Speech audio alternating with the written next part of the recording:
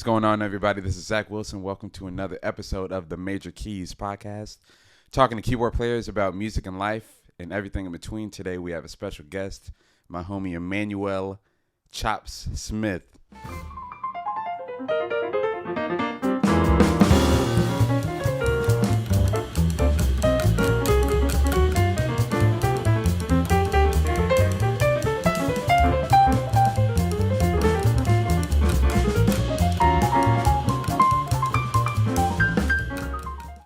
Hey, Nice studio audience. Right. No, you're too kind. Please, No, please stop, continue. Go on. Stop. More. But keep going. What goes on, bro? How goes life? Good, man. Life goes well, man.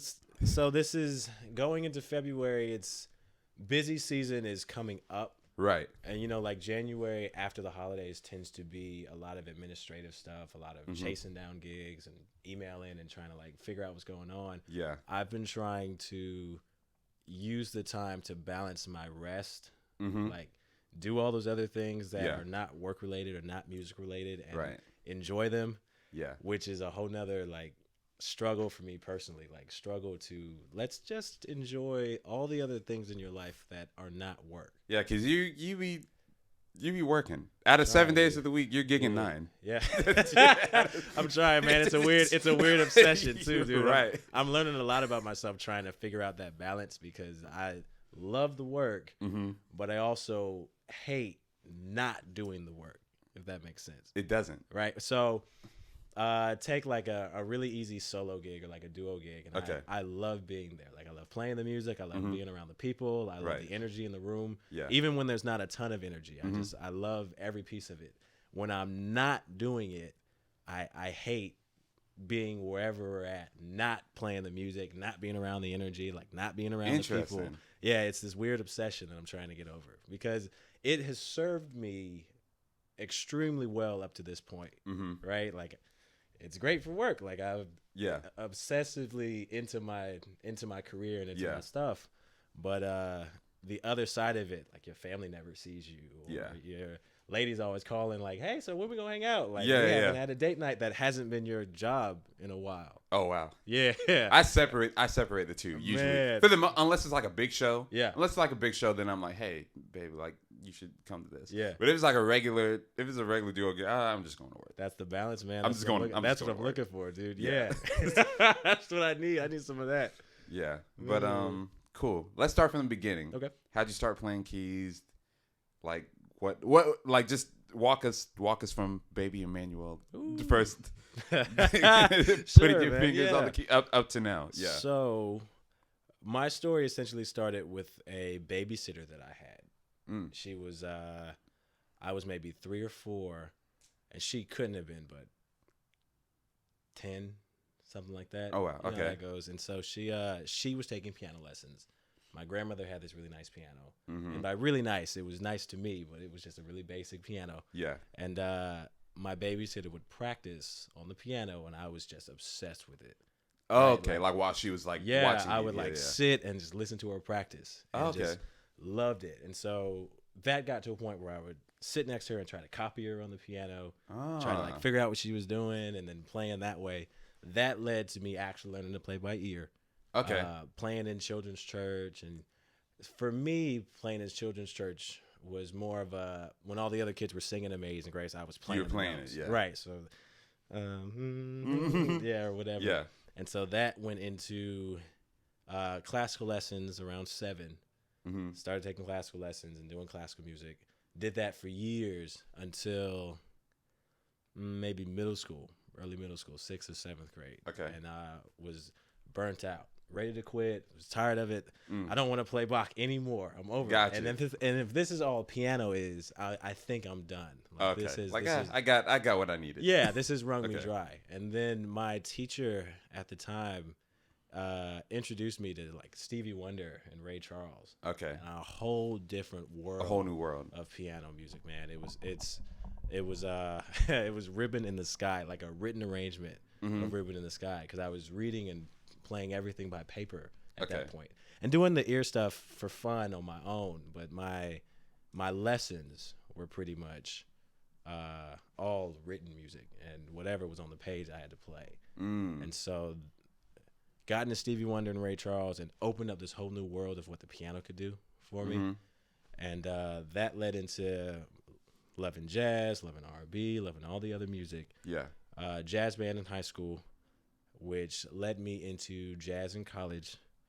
Jazz in college opened up all these other things too, between church and reggae groups and party bands and all the other types of music that I just fell in love with because I loved music and the piano in music more than just any specific type of music at the time. Got you. Yeah. So it's just like wherever the music is, wherever you can fit in, I want to be able to fit in.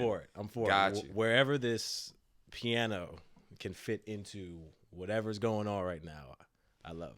Got you. Yeah. Okay, got you. So going back, when did you decide, was there like a moment that it was like, okay, I'm gonna do music for real? Like I don't hate it. Or was there some what made you, oh no, you had the person who introduced you to all the new music before you were gonna quit? Well, yeah. And then I was also playing basketball really seriously up until like high school. Yeah. And so before high school, I had this sit down moment with my family. It was like, do you want to go to a school for music, or do you want to go to a school for basketball? Like this is our crossroads. We can pick, and then of course you can take whatever seriously that you want. And to be honest, dude, just chose music on a whim. Like it truly could have been either. It would either. Oh wow. Yeah, it would have been. I would have taken the same level of seriousness towards basketball had I gone to a basketball. We got him paid more. I know, right, dude? You know how much if you got in there, if you got in there, you would have been like, yeah, especially because people joke about the different layers or levels of playing sports professionally, and that's the same thing with art. Like there are different levels to doing this as a profession. There's normies tend to think about the people who don't do it for real, and then superstars. Yeah, but there's this whole there's a whole middle. Like bro, you're not like. We could make money and be very successful people, and the only people and nobody on the other side of the world could know. And this is a little different now because of social media. Yeah, but still not, because there are plenty of musicians that are making however much money you probably never heard their name before in our life. And dude, they feed their families. They live super comfortably, man. Yeah, so that's just to respond to like, oh, dude, yeah, if we were playing ball, we'd be rolling. yeah. But now, inevitably, you would have had that injury in high school. And you can't, of course. Yeah. I can't play anymore. Yeah. So that's just my knees, man. Good where we are. Tore by ACL, never looked back. Man, yeah, I've had some friends who definitely hit that wall. Yeah. Wow. Yeah. Well, we're glad you Thanks. Not in music though. Yeah. Stuck the safe route. Yeah, I'm like, is there a thing like? Well, I mean, like I guess there is, but it's not. Like I'm saying, like having a physical injury and like you can like never play again. That's not really a thing. Right. Like it's kind of a thing. Yeah, but it's not as much of a thing. You mean in music or in sports? In music. So I feel like most of the injuries that you get in music don't come from music. The way that they come from sports. Like you could injure yourself playing the game. Playing basketball. You were out there doing something else. See, right. You should have just sat behind the keys. Sat behind the keys and played your instrument, bro. Now, I mean, that's not the same as like the arthritis and the carpal tunnel stuff, right? But that's a consistent injury. That's kind of something you do on a regular basis that causes injury, as opposed to I tripped or I fell or I hit the backboard too hard. And I'm broken. Yeah, got you. So school, they introduced you. You don't want to quit. And so you're like, I want to do this for real. Yeah. And so you went to school for music. What was that experience like? Where'd you go? Like all that good stuff. Yeah. So I went to DeKalb School of the Arts for high school. Oh, okay. Here in, I would say Atlanta, but it was Druid Hills at the time. Okay. And then it's Avenel Estates now. But to everybody outside of Atlanta, I guess it's quote unquote Atlanta. Okay. Right. So I went there from 8th grade until 12th grade. And it was great. It was a really small school. Magnet program. Okay. And they really poured into their music. Like of course grades and everything too. That's what my parents liked. But they absolutely poured into, well, you do music and you do another art form. So for me, it was vocals. So okay, got you. Okay. And did piano, and so it was great, man. Yeah. Okay. I loved every minute of it. Got you. So you did that, and then you went to college. Mm-hmm. Yeah. So Georgia State College of Music, studied jazz there. Brutal. Explain. Completely different from the art school. You know, like the best way to describe it is that going to college for music was more intense. It was like an intensive program. Mm-hmm. And going to high school for music, at least for me, was more of a molding your passion for it. Do you love this? Oh, okay, gotcha. Do you love this enough to practice? Do you love this enough to do the work? Like this is what you have to do the work. Kind of cultivating, kind of guiding in a way. Sort of. Yeah, it kind of prepared me for the intensive. It kind of molded me to be ready for the culture of, well, you have to be ready to practice. And if you want to practice, you also have to manage your time around practicing. Exactly. You know, and so yeah, man. I tell you what, it was either one of the. I'm like, yo, I've got this stupid history or like geometry class, but you know, I got to do this transcription.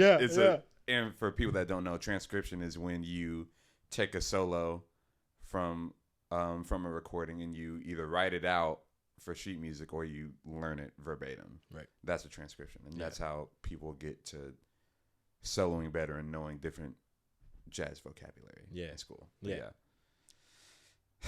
School Zach, Professor Zach. Nah, man. Nah. But nah, man. So that was what was intense about it, just the balancing the time, or like the actual what you had to learn and how you had to learn it. Nah. So what I had to learn in college was a little more intensive. Like my high school didn't get me into transcribing.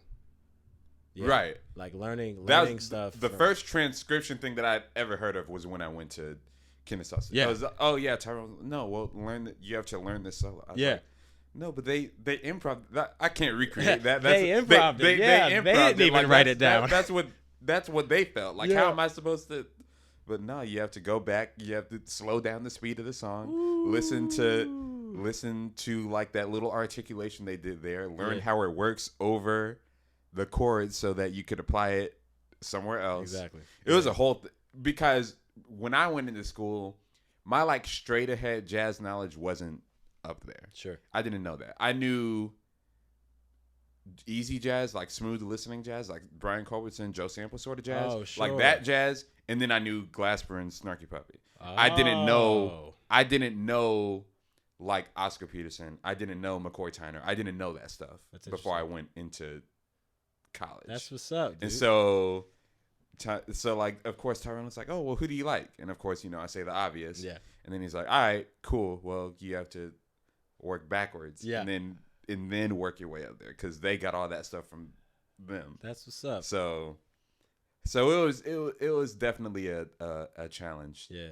Going into school. I mean, like, you know, as long as you practice and do what your instructor says, right, then everything's fine. Yeah. But no one can do that 100%. But then, dude, it's interesting because my high school experience was getting into a little bit of straight ahead jazz, but my teacher could only go so far. Okay. I had a piano teacher for a while, but you know they went through budget cut seasons during those years, and the early 2000s, you know, like 2008, 2009 or whatever. Okay. They started going through budget cuts here in Atlanta or in DeKalb County or wherever. Mm-hmm. So we lost our piano teacher, and my jazz band teacher became this trombone player who was a great teacher. He was more of a band director though. Mm-hmm. And so it was cool and it was fine, but once I got to a certain point with my piano playing, because I've been playing piano for years, right? We were kind of at this standstill, and he didn't know to tell me to go transcribe a solo or to go like take right. Like he was kind of like,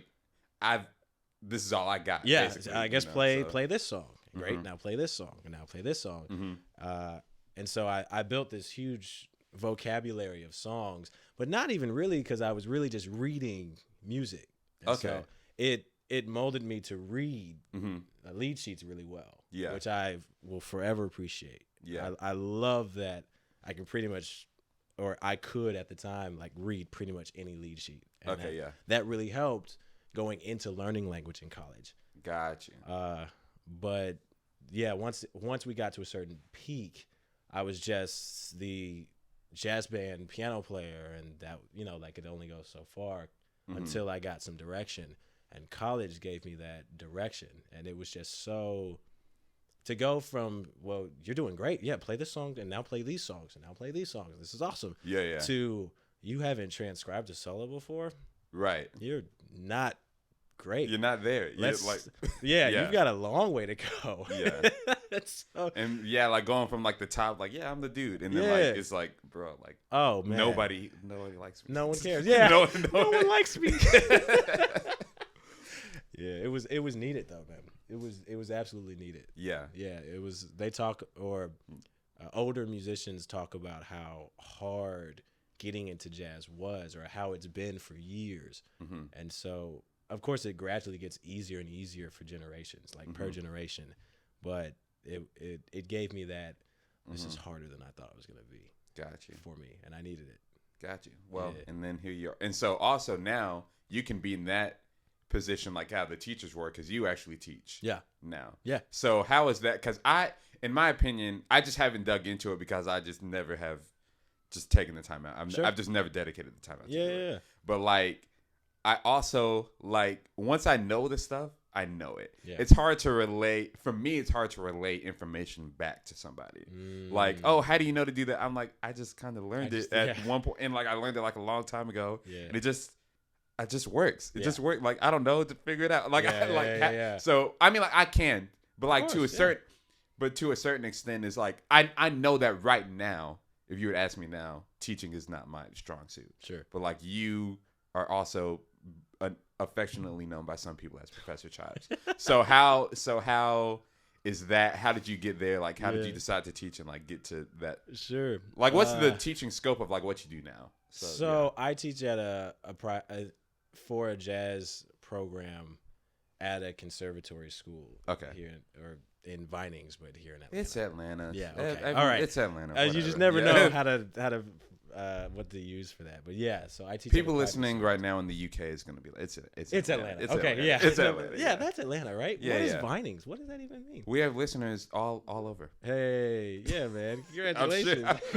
You know, this hasn't come out yet. I don't know. But yeah. So I teach for a jazz program at a private conservatory, but I also teach private lessons. Yeah. So the jazz band is only so big. I also teach private lessons for other students, like the young kids or anybody who needs piano lessons. Okay. I got into teaching. To be honest, man, I would say I got into teaching because I needed work. Fair. Yeah. Yeah. I moved out of my parents' place. I was working for a church, but the church that I played at the time only paid like $125 a Sunday. Oh yeah. So I needed to pay rent. That's not going to get you too far. Yeah. And what's crazy, I had a really fortunate situation. Like, I was ultra blessed to be able to pay my rent with that check.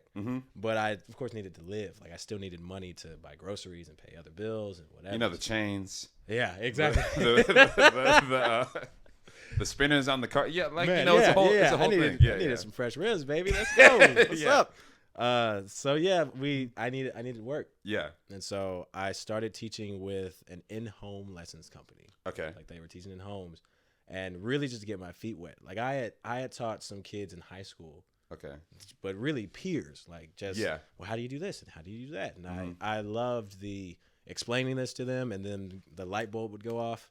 And you know, that's a really nice dopamine feeling or whatever. Like, I just helped you. This is great. Yeah. And now you will take this and do whatever. Just if you have any other questions, let me know. And doing that until it became a teaching thing, which is, of course, completely different from teaching like kids. Yeah. Right. That's kind of where the in-home lessons started, where kids were needing people to come into their homes to teach them. And this was before COVID and all that stuff too. This was just a luxury that they would pay the company for the teacher to just come in. And so started teaching that way.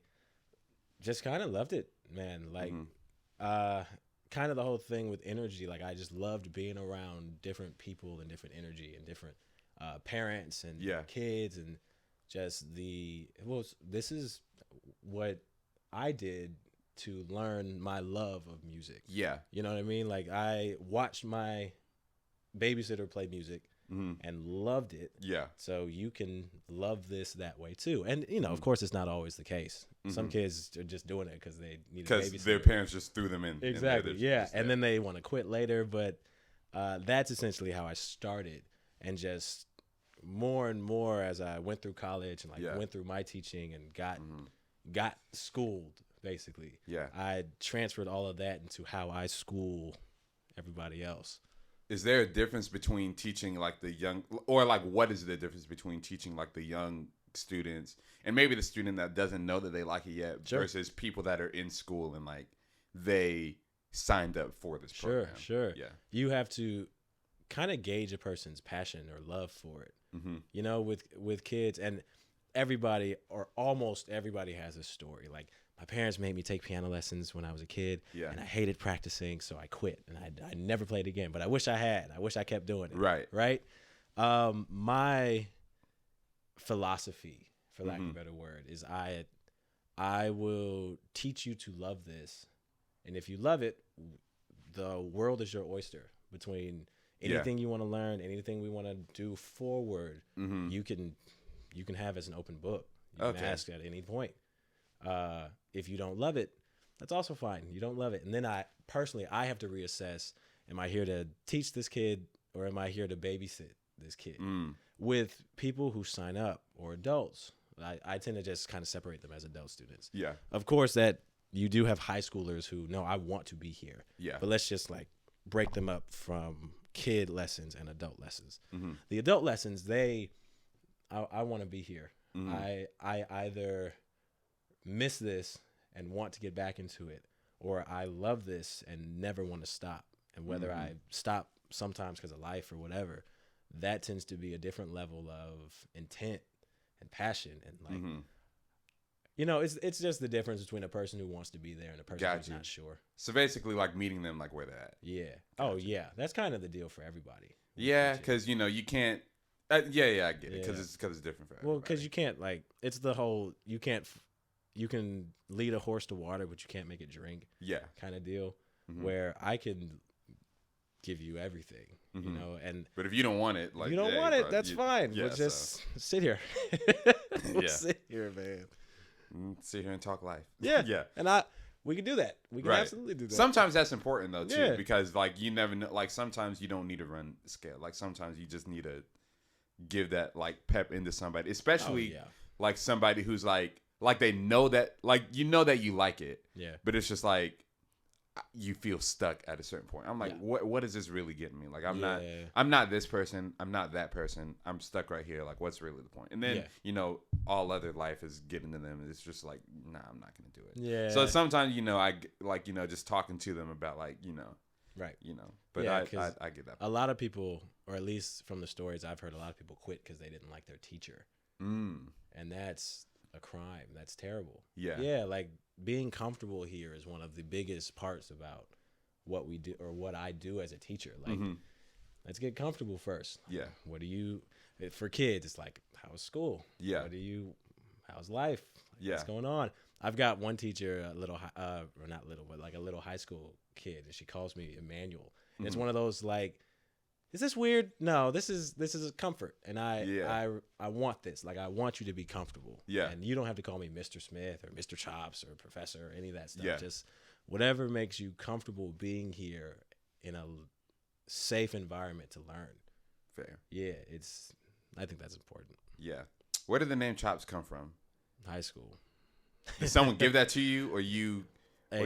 A group assigned of yourself? Okay. No, God, no. Okay, because you know, I was like, I've never wondered. I was like, man, it's got to be something to like, like I guess some people can't get away with it, like assigning themselves a nickname. Yeah. But I'm like, man, I wouldn't do it. Yeah, and I wouldn't do it. Be like assigning yourself as the GOAT, like that doesn't. Like, come on, like, says who? Nah, they my high school jazz band gave me that name. Okay. Yeah, so we were trying to find names that matched our middle initials, like nicknames for us. Oh, okay. Yeah, my middle name is actually Christian. Okay. And so we were trying to find something with a C. One day in jazz band class, we we're watching the old documentary about the Funk Brothers, that old Motown band. I should watch it. I've never seen it. Never heard about it. Dude, yeah. So yeah, it's to kind of break it all down into one concise little snippet. They had the same band play almost all of the Motown music. Oh, okay, yeah. Like all that. I forget if it's the 60s or the 70s or what year, but through a certain period, it was the same band in the studio for everything. Yeah, and it's amazing. And so it's like documentary for them. So long story short, we're watching the movie. Somebody in the show talks about chops, and they say like, well, yeah, this guy came in the studio and he started playing with like, oh, this guy's got chops. And so for people who don't know, chops is essentially the same term that you would use for skills. Like if we were talking about sports or what have you, like this guy's got skills. Chops is the music term for that. And so as soon as the guy on the TV said that, the entire room like turns to me and goes like, chops, that's the name. Wow, that's the name. Yeah, like that's it. And so Chops was born. Yeah. When I went to college, I just knew all my high school stuff would stay behind. And we had a teacher at Georgia State who loved nicknames and found out like, oh, they call you Chops at school. That's great. I like that. And he kept it for me. Oh, he called me Chops every day to the point where people who hadn't met me yet knew, oh, that's Chops. What's your actual like? Some people would get into, well, what's your actual name? But because this teacher calls me Chops, they would just call me Chops because I responded to it. That's my name. That's fine. Gotcha. Yeah. So that's how Chops was born and kind of cemented. Okay, gotcha. Because I like never knew the story. I'm like, of course, I was like, yeah, he's got chops. I'm like, that makes sense. But like, I never like knew like where it like came from for real. Yeah. It's funny because sometimes people ask like, did you name yourself that? It's cool. I get it. I mean, like, yeah. Hey, but if that's what you're into, if that's I like to consider myself a little more humble than that. No, I wouldn't. No. Yeah, man. Glasper, he went on this rant a while ago. He's like, bro, you can't be calling yourself Keyz and you can't play all 12 keys. I was like, it was so funny. It was like hilarious. I was like, hey, stop giving yourself nicknames if you can't live up to it. That's intense. I was like, yeah. People think that like people that I guess that don't know me for real like think that, oh yeah, you're Zach W. Keyz. No, I'm Zach. Zach W. Keyz. That's just the username. Yeah. Because like there's another Zach. There are multiple Zach Wilsons. Yeah. There's literally a Zach Wilson in my same class in high school. Oh yeah. And they would every now and then they would confuse us. Yeah. Like, oh, Zach Wilson, come to the front office, and like they meant the other one.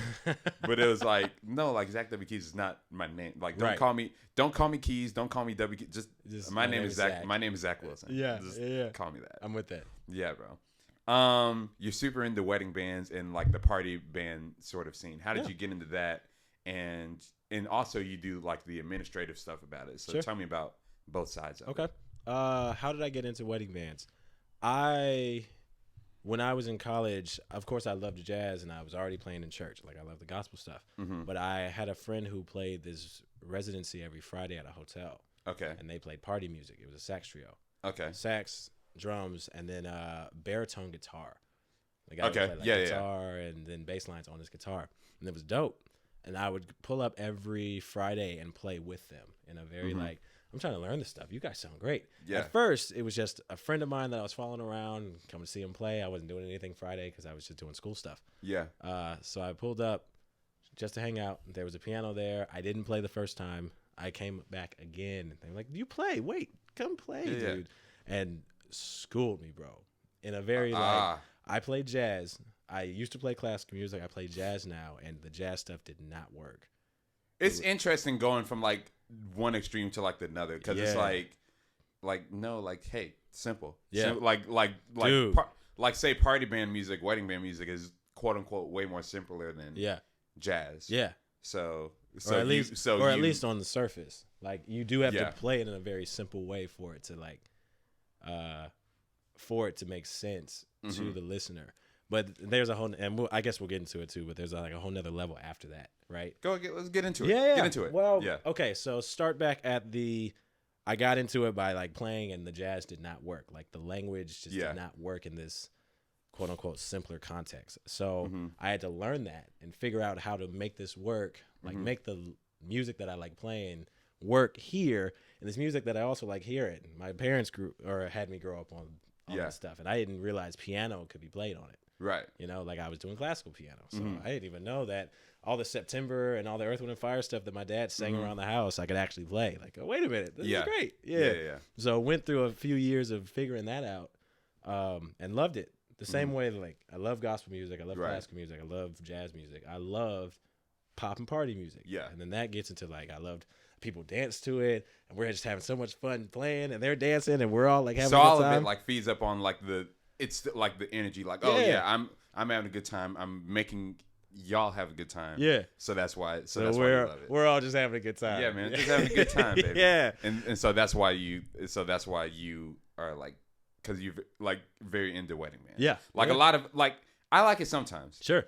A lot of times it's transactional. For sure. Hey, I'm here because y'all pay me well. Yes. Yeah. But sometimes, and then it also depends on who you're playing with too. Oh, for sure. You know, because if you have the right group, then it's like, oh yeah, we're having a great time. That's a big deal. Again, and then if you don't, it's just like, this is a drag. This gig is the longest 2-hour gig that I've ever had. Like this 3 hours is not. Yeah. This 3 hours is not going by. Yeah, that's tough, dude.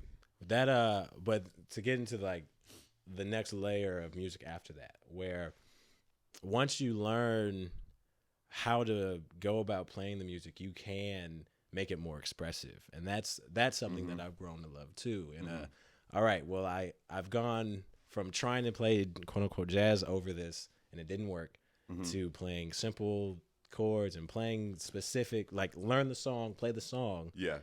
To also on the other end, all right, so now that you can actually play this song, how can we make this more interesting? Yeah. Because this is the 5th time I've played it this week. I want to make this more interesting, right? And so that plays a big role to me. Like, I love playing this thing that is usually the same every time, but making some fun out of it, like making it expressive, throwing all of the things that we love about improv and jazz and gospel and all the other like really expressive musics, and making it work here in a party band setting. So y'all can still dance, and you still know what's being played, you still recognize the song, and we're having a good time. And how can we push this and enjoy it? You know, and that's like you said, if the band is fun, now this is a gig. Like, this is a hang now. Yeah, let's do it. This is a question. It's not, because I have some questions that I ask like pretty much every episode. Sure. But this is a new one. Okay. What song could you never play again and you'd be totally fine? Ooh. Like, what song do you hate? What song do you hate playing? Like, it's like, if you never call this song again, I'd be so happy. Or when you see it on the list, you just get a headache. Oh, you mean like in wedding settings? Let's say wedding settings. Sure. Yeah, let's go in that setting. Like, what song? Okay. I'm sure there are a couple. Yeah, there are a couple. Man, you know, I can't think of anything that I loathe entirely, because it's just like, Sir Duke. Yeah. Sir. So it's weird because it's not for a reason musically. It's like it's not a musical reason. I'm just talking about, it's just annoying. Yeah. Or like just boring. Like, well, it's not even, it's not super annoying. I hate the songs that, of course, I love personally. Yeah. But don't hit. Okay. They sound kind of normal. The people don't really care for them anymore. I enjoy playing this song by myself. Or I enjoy playing this if we're like joking around or having a good time with it. But like in the context of a wedding or like a show like that, it's just like, Yeah, well, because there are certain parameters you have to fill. Like, it has to be recognizable. You have to play the track. You have to play the licks. You have to play it. You got to play the line right. Yeah, you have to play the line right. And if I take some liberties here, it's, now the song is messed up, and nobody's really listening anyway because of, for whatever reasons, Sir Duke just doesn't hit as often as it used to. Okay. I haven't been in a setting yet where Sir Duke has like, yeah, we're dancing to this. Okay, gotcha. Right? And I've been doing wedding bands since like consistently since 2017. Okay. Yeah. So maybe a little bit off and on before. Yeah. And party bands a little before that, like clubs and whatnot. But weddings for real from like 2017 on. And yeah. Sir Duke has always been a time filler song. Okay. Not for those. I've never liked You Make My Dreams Come True. I've never liked it because but the clap part, man, like It gives me the vibe of that song is Old Navy commercial. Yes. Or Gap. Or I was like, it gives like back to school sale. It's like when I hear that song is what I think. I'm like, I don't like. I'm like, can we not? That's real. Can we not? I'm like, that. I've never liked it. Yeah. I've never liked it. Muhammad likes that song. Yeah. Like she'd call it like when we do the duo gig. I'm like, after like the second time, I'm like, I'm not playing. And I tried to like R&B it up. I tried to make it cool. I was like, yeah, exactly. It's not working. Yeah, it's just not working. Man, I've done so many tries over Sir Duke to the point where like there are some harmonic things like I can play with this. Cool, this is cool. But yeah, that's it. Got you. That's the one. So I'm gonna ask you about Chops, your album first, and then I'm gonna go back to something else. So yeah, you have an album out. Yeah. Entitled Chops. Self-titled. Self-titled. So the process behind that, like why you wanted to do it, how you chose the musicians, that sort of give me the rundown on that. Yeah. Why I wanted to do it, I had the itch, man. Like I know we've talked outside of this before about like the itch and how I want to make some music. Mm-hmm. I want to record that music and put it on something and hear it again later. Mm-hmm. Right? Like I want to give this to people and I want to share this, you know? Mm-hmm. That was the process because I wrote all those arrangements over time and I had been sitting on them forever. Oh, okay. Gotcha. Yeah. Like I had thought about this arrangement in school, like tinkered with it, wrote it out, and then just put it away. Oh, okay. Yeah. And so by the time I finally got around to the album, it was really just a polishing all of it. Mm-hmm. It was all right, this is how this used to sound. This is how it should sound now that I'm grown. Matured. And my music has matured.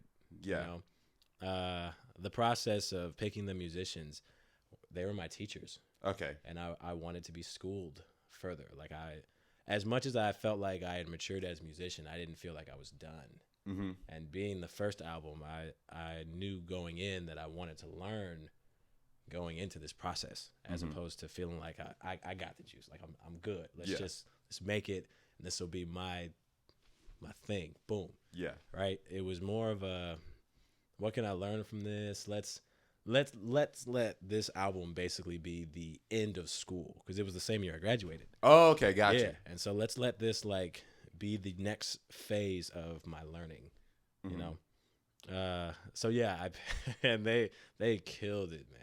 Yeah, bro. Yeah, it was. If you had to introduce it for people that don't know better, but they will after this. right. So like, if you had to introduce it or like just describe the album Chops, like I should ask you to do that. That's first. No, this is good. Yeah. So Chops is an album of jazz arrangements of some old standards and some other songs that were just really, really close to me at the time. Mm-hmm.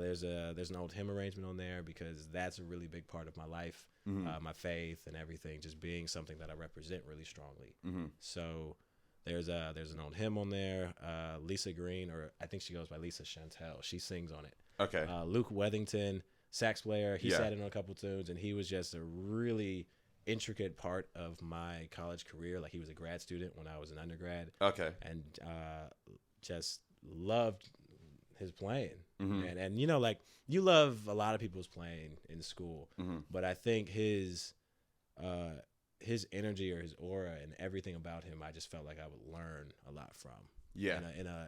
In a healthy way too. I think that's a big kicker too, because of course you can learn like learn from anyone like that, but I felt like I was going to learn a lot from him, just like watching his process, listening to him play. How did he approach this? And then I could listen to him over and over and over again. It was great. So it was interesting. Yeah, that's cool. And so you recorded that. How did you record it? You recorded it like what studio did you go? All that so Marlon Patton, drummer, producer extraordinaire. He used to have a studio in his home. Okay. And Justin Varnes, my drummer, actually helped me produce the record. Like he produced it. And so he helped me put all the pieces together of where should we record it? Where should we go? Like, how do we do this? I told him straight up, like, I want to record this kind of live. Like, I don't want to do the whole no layer. I don't want to sit in a room and play by myself and then you play over that layer and now I come back and fix it and all that. I want to just sit in a room, record it, and about how many takes did you do for like each song? Do you know? Two takes. Two and out. Gotcha. We picked the favorite. Was it like a lot? It was like a lot of rehearsing before you did the takes, or no? We did one rehearsal, and I made charts. Okay. Like, I had done a lot of work going in. Like I had made all these charts. The pre-production is work. Yeah. Oh, that's the work. That's the majority of the work, personally. Yeah. And I mean, because once all the musicians you get can play. Yeah. You know, like you can play the music, man. That's the work going into that part is the part that people don't see. Yeah, because showing up to the studio, like unless you just have resources, just be like, oh yeah, well let's just kind of see what works, bro. Like that is no. Yeah. Because hey, I paid for 8 hours. Right. If you go 8 hours and 1 minute, it's overtime. Man, like, you gotta pay for that. Exactly. Let's go in here with the most intention, and that's what I learned was the biggest thing about the last one. Yeah. I could have done way more. I could have done a better line of streamlining my pre-production and deadlines. Sure. That's what I learned the biggest about my album. Yeah. I was like, deadlines and pre-production. That's real. It's like that's how you really get like the most out of it. Yeah, that's good. So you can kind of go in, and then like if you don't have to like stop and really redo a whole bunch of stuff, you have more time to maybe, oh yeah, well we have time. Yep. Let's just see what happens if we do it like this. Sure. And then might be what makes the album, or it's like on the deluxe version 10 years later. however you want to do it. You know? Buy the extra DLC package. At the end. You gonna we doing another one? Not you. Yeah. No, yeah, for sure. Yeah, I'm just waiting for the itch might not be the right term, but kind of waiting for that itch, man. Like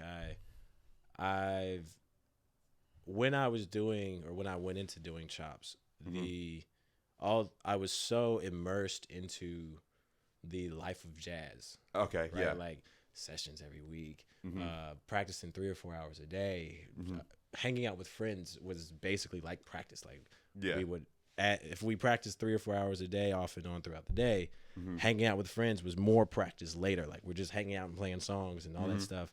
And so that's where a lot of those arrangements came from.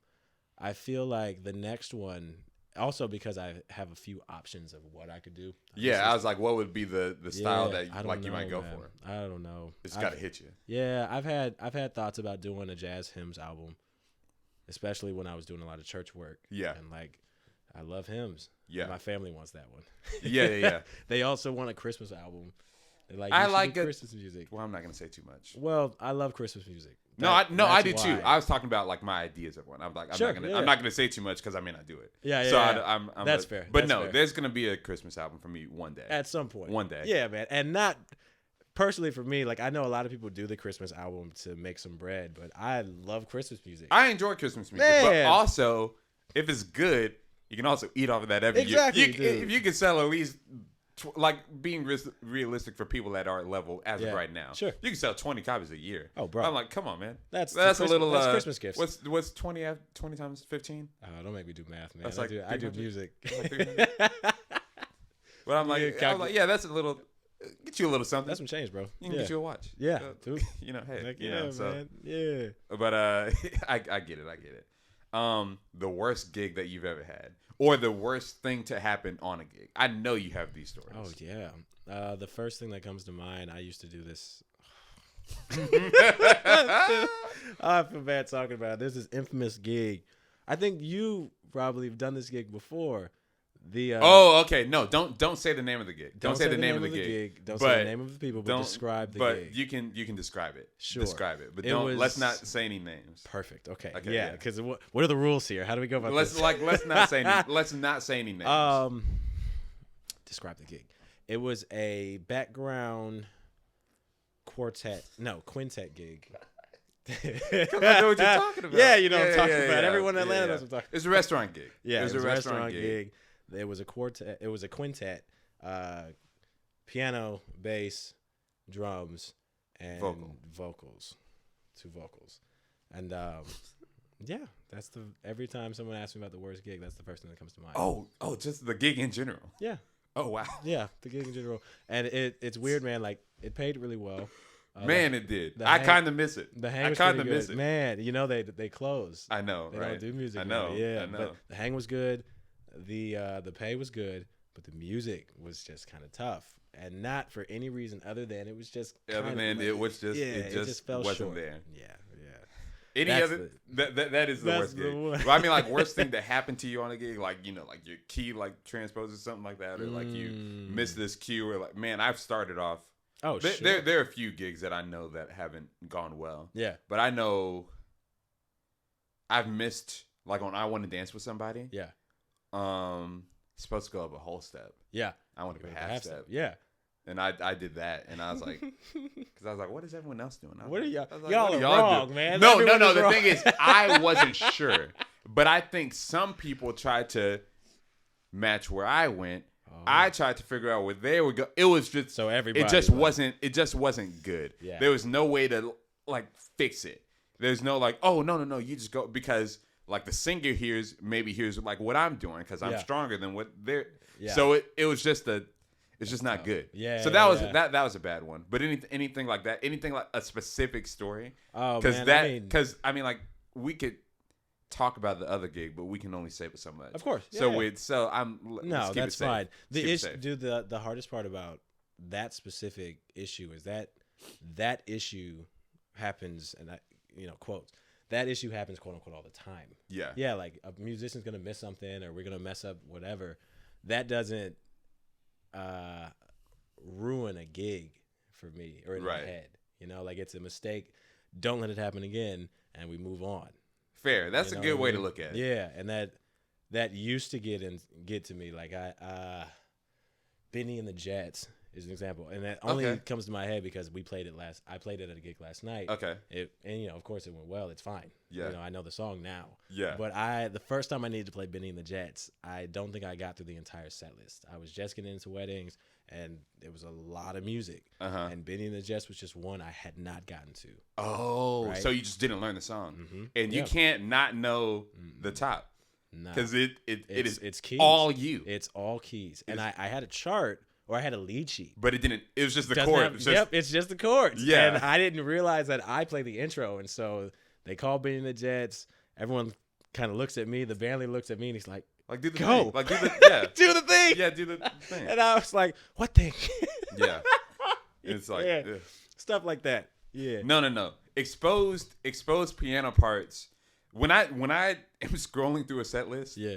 I'm like, is there an exposed part? Oh, because that's the one that I need to learn. Yeah. Everything else, I can ask the bass player. Yeah. If the bass player knows it, if the guitar player knows it, I'm asking. Like, I'll listen to it one time. Yeah. I was like, all right, simple enough. Yeah. If I forget, I can ask them. Exactly. There's a piano part I need to know it. This.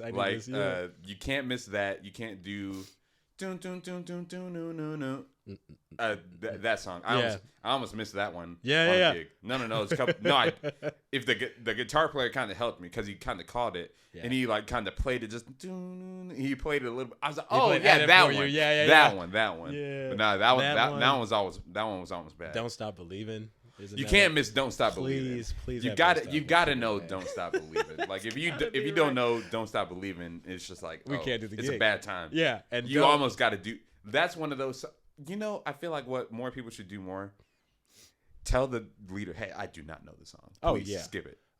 Instead of like trying to save it. That's real, man. Instead of trying to save it. Yeah. Like if you see it, like, hey, bro, please, like I do not know the song. If it's not a song like a special, when I say special, I mean special request from the bride and the groom. When you're playing a wedding gig, like they have the first dances.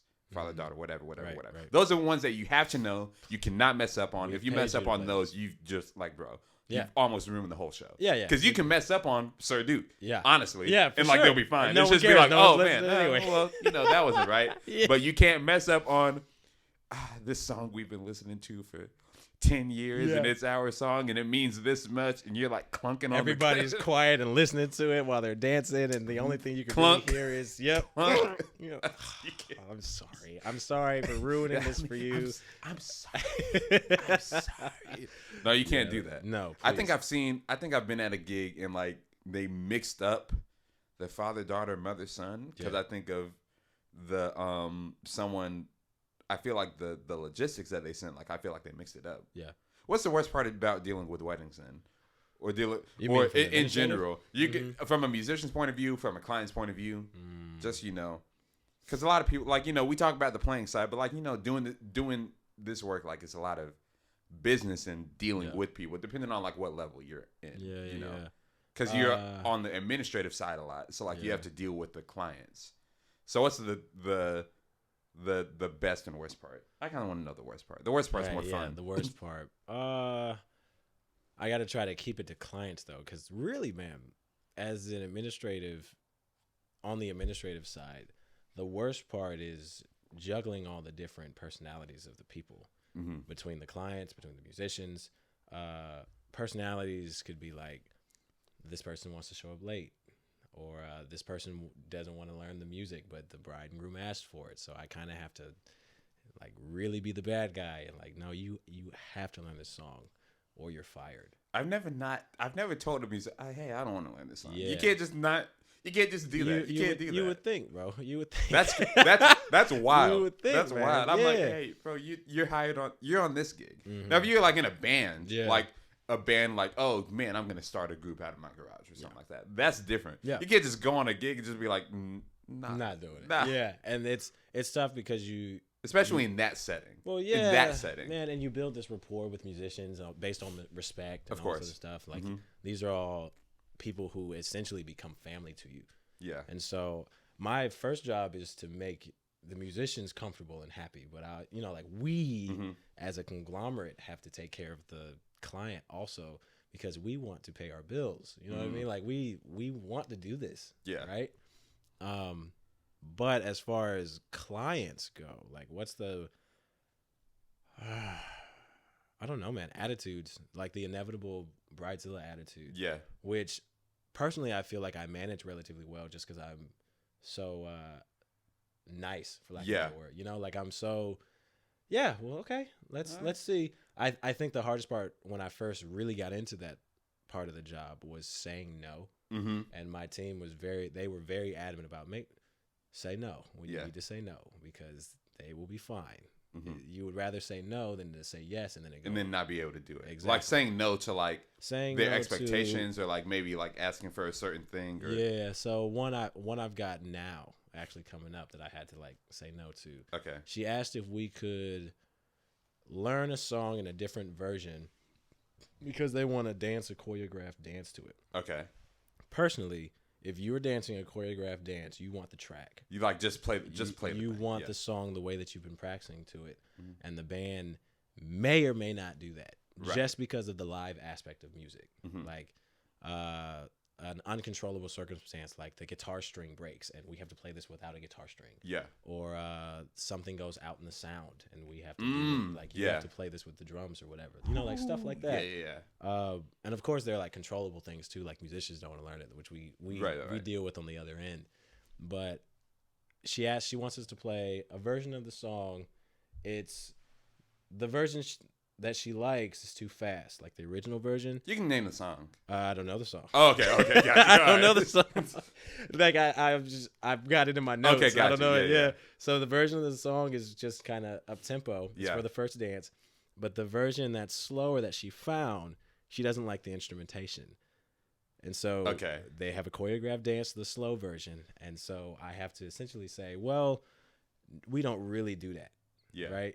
But I might be able to pull it off, you know, like, and then balancing that, right? Like, let's, we could play this version for you and it just be live. I usually don't say to do this because there's a margin of error, and then you kind of explain that, like, you manage the expectations really. Right. And that's the hardest part, I think. Gotcha. But she wants us to record it. And I have to, it's a text message that like record it. Oh, yeah, record how it sounds. And then it's send like, it to me so I know it's, and I'm like, all right, no, we can't do that. Like, we don't do that. Right. And then, of course, you get into the like, well, if this is a problem, this might not be the band for you or whatever.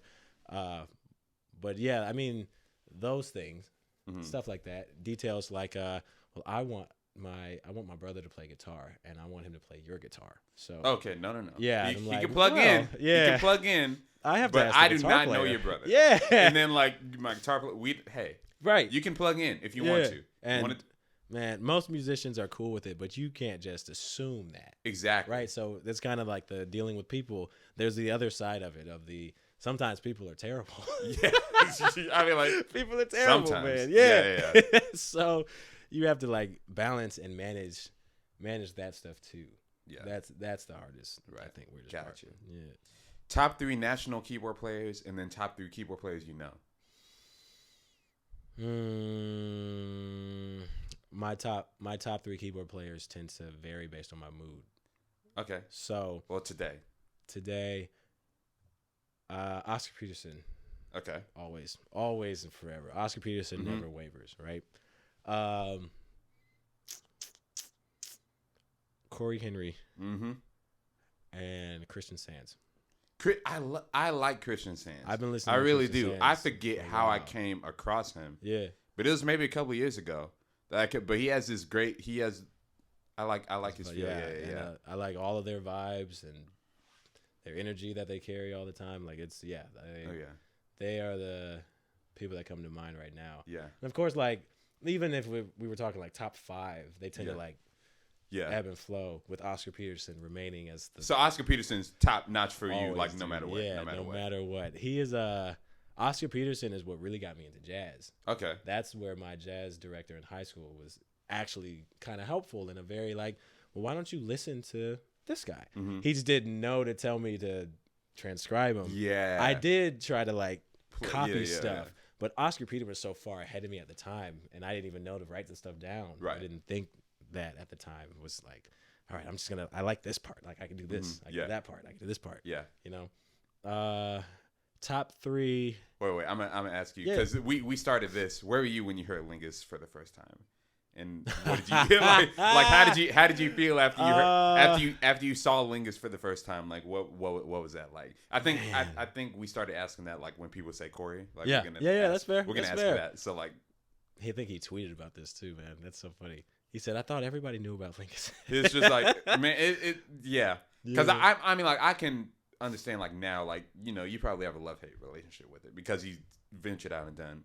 Like that is not the only reason why Corey Henry is great. Oh, yeah. That is almost a small fraction. Yeah, dude. Why Corey Henry is great. That's just where people tend to get introduced to it. Right. And that's, I guess, that's fair. fine. Yeah, but you realize, like, I'm glad you found this spec. Now, I've done so much more. There's so much here, man. Like, if you can listen to more of him too, right? Right. Yeah. So where were you the first time, or like when you first came across it? Do you remember that? Man, I think the first time I heard Lingus, I was in the Van band. And I was in the van, like everyone was listening to it, and so it was a little conflicting because everybody's like talking and everyone's doing their personal experience, the woo, and like right? they know it already. Yeah. Okay. And I'm like, you guys are ruining this. And so I just kind of like take it apart and listen to it on my own and like do my own like personal obsession and everything. Like I'm sitting quietly in my corner, like. Yeah. Yeah. I think that was when I first heard Lingus.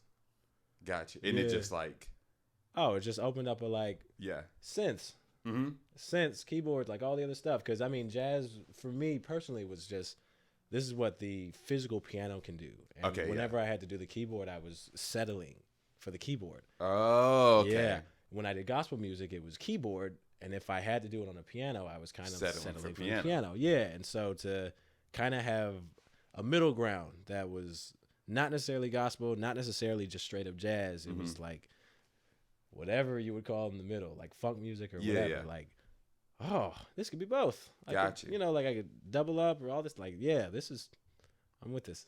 I dig. So top 3 keyboard players you know. Kevin Bales. And this is honestly more into piano, I think. Okay. Because you can like get into keyboards and then you get into all the like, well, this person controls sounds better than another. Okay. Whatever. Well, keyboard, piano. Sure. 88 keys, bro. Man, keys. Kevin Bales, Louis Hervo.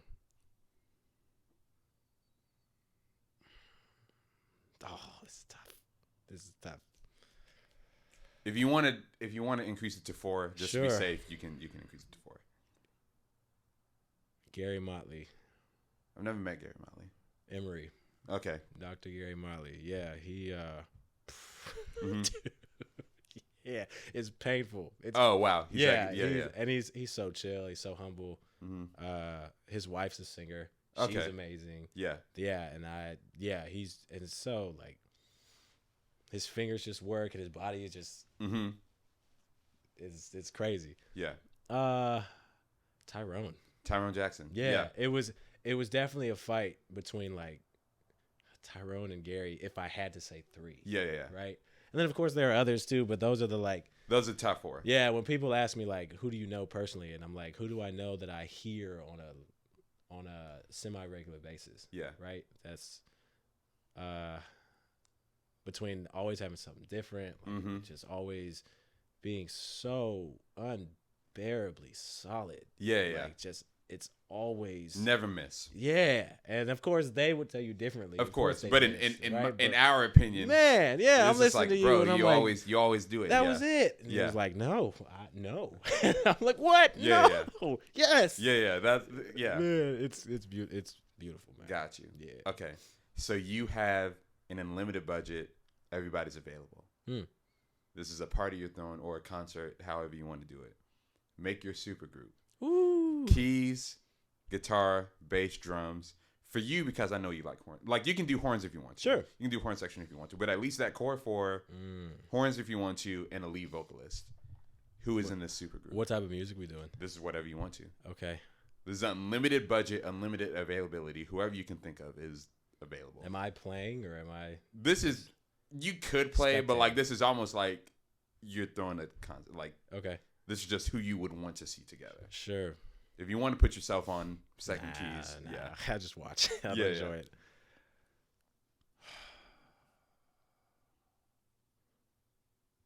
I'm trying to think, what kind of mood am I in? And this is people that I know, or this is just... No, unlimited budget, unlimited availability. You can get anybody. God. You can get anybody. There's too many options. I can't... It's like when you go to an ice cream store and you're like, where's the vanilla? Like, this is too much. Bro, this is crazy. Just give me regular. There's stuff just in this give me vanilla. A regular what vanilla. Is that is funny. I've been to a couple. I'm like, guys, y'all. I'm like, all of this is too funky for me. Just man. Give me something regular. Bro, something regular. And so this is not necessarily to distract from the topic, but it's like if you go to a gelato store. And it's like, all kinds of flavors and stuff. Yeah, you're like, just give me something. Where's the ice cream? Yeah. Where's the vanilla ice cream? This is all I wanted, and there's no other ice cream shop for miles. Yeah. What are we doing here, man? I guess I'll just get a cookie. Give me a cookie. Yeah. They're out of the flavor you want. Man. God, this is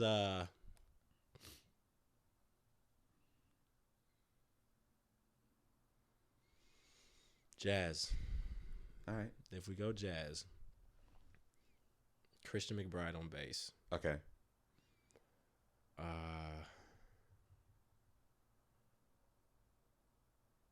I'm trying to get over the people that I know personally that I would just like. Yeah. Dude, because if you want to pick people you know, man, but also it's unlimited budget, unlimited available. I want to be honest, everybody's dude, available. Somebody asked me earlier, like, if you could go see a show, who would you go see? And dude, honestly, like, I love seeing the people I know play. Yeah, that's fair. That's fair. In a very, like, I mean, basketball is an easy example for me personally, where, like, I'm going to go see my friends play because I enjoy this in a different way than if I was watching it on TV. Yeah. Right? Like, it's a little more personal. All the mistakes you make, I'm here for it. I'm enjoying. You know, it's not like when whoever playing ball, like, throws a turnover and you're like, oh. Yeah. It's like if you throw a turnover, I'm laughing about it. Yeah. Like, how did you do that? Come on, bro. Come on, man. And then when you do something great, I'm enjoying it. Like, you just feel it a little differently. So that's why I struggle to, like, tear away into not my circle. All right. I mean, like, choose whoever you want your to. Circle. But I was just saying, like, if you wanted to, you could get. I know what you mean, dude. Yeah, because I mean, like, I also, especially because this is also, like, part of what I do with the wedding stuff. I'm trying to think about, like, who would play well together and not just who I like. Yeah. You know?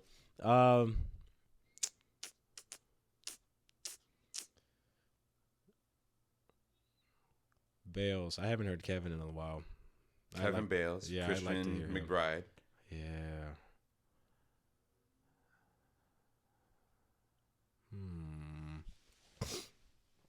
Actually, dude, let me switch. And I love Christian McBride, but let me switch it to I would love to hear Bales, Billy Thornton. Okay. And who played on my album too, by the way. And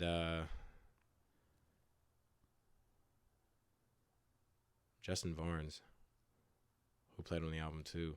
On drums. Yeah, and maybe for like a nostalgic reason. Yeah. But of course, because every time I watched them play, it was always this really like connected, expressive, let's have fun here, type of thing. And that's something that kind of drew me in with the whole intensive jazz in college thing, right? I'm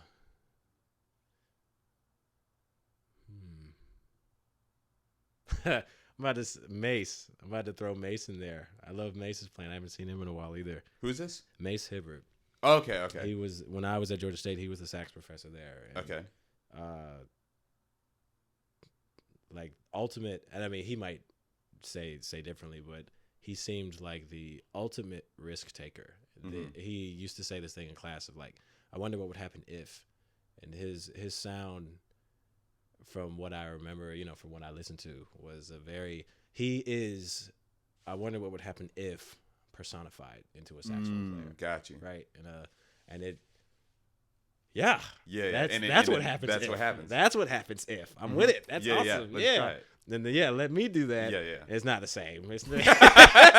It didn't work. It didn't work. Yeah. You could just do it. I'll just listen to you. Yeah. Quartet. Yeah. That's a strong. That's a good group. That's a strong band. I'd love to see that, man. That's a good group. Yeah, it'd be a good time. Gotcha. All right, last thing, man. What do you want to leave with the people? Like words of motivation, wisdom. Oh, sure. Anything like that. Sure, man.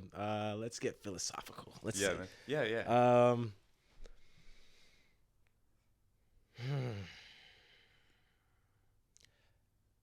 I tend to get into this with people or musicians. Actually, I was talking to my brother about this the other day, and how like we get into music because it's fun, right? So no matter how much you push yourself or how challenging things get with music, like I want to get better, or I'm not playing well enough, or like I'm not doing enough. Remember that it's at the end of the day, or at the beginning of everything, it's supposed to be fun. Yeah. It can be serious. It's supposed to be serious too, because your job is serious. But you're supposed to have fun with it. If you weren't gonna have fun playing music, you could have done anything else. Yeah. Anything else, man. Yeah. So enjoy it. Like if you're not having fun, then something else needs to change. Gotcha. Yeah, and it's probably not just I need to practice more. Like you should enjoy practicing too. Gotcha. Yeah, that's cool, man. All right, socials, where the people can find you. I'm on Instagram at chops_music. That's CHOPS_music. Just spelled normal. Gotcha. Spell it normal. Just spell it, not MUZIK. Nah, don't do all that stuff. Just spell it normal. I already got chops in the beginning. I didn't try to do more stuff to it, man. Yeah. And that's all of my socials. And then Emmanuel Chops Smith on Facebook or any of that stuff. I got you. Yeah, man. Cool, man. Y'all go grab his album, Chops. This has been another episode of the Major Keyz podcast. Keep pressing on. See you next time.